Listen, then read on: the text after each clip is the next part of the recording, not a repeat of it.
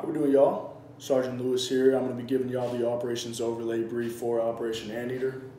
We will be conducting a linear ambush on an enemy traveling south to north along Road 345. Obviously, they're traveling, they're trying to go do some bad stuff, which will disrupt our friendly operations in the area. So we're going to go ahead and put a stop to them right here. Obviously, here we have our kill zone, right security.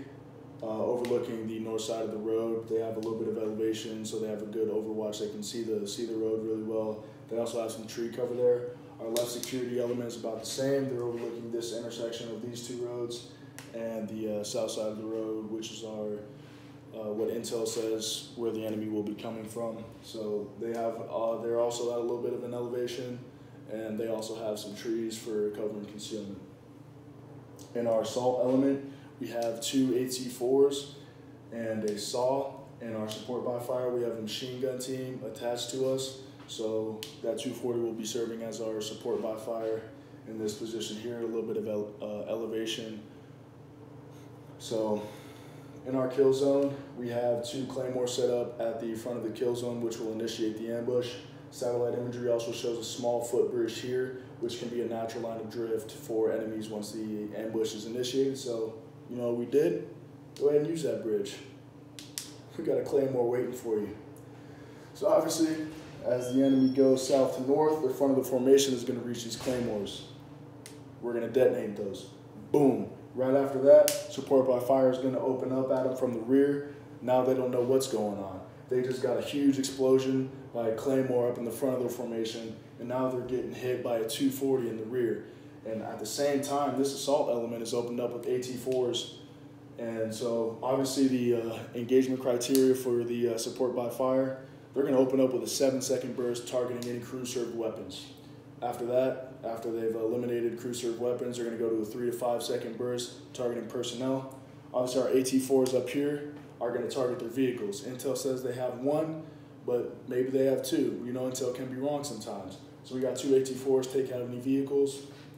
After the AT-4s are expended, those rocket launchers, people using those are going to switch back to their M4s and they're going to target personnel. SAW's opening up on personnel, and the squad leader and Bravo team leader are going to open up on personnel as well.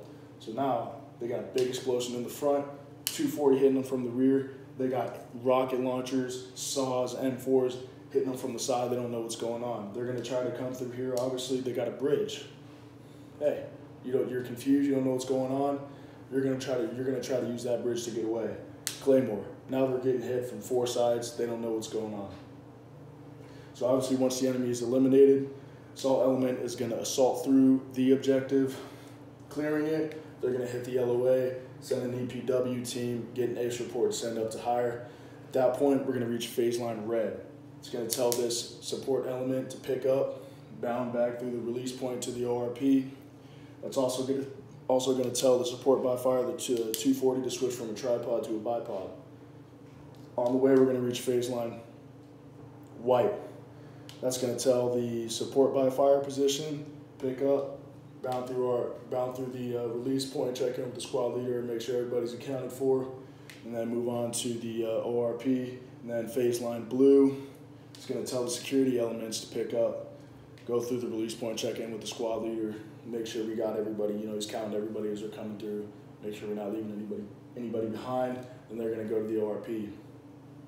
Once we reach the ORP, we're going to redistribute munitions, set security, wait for orders, you know, make sure everything's good.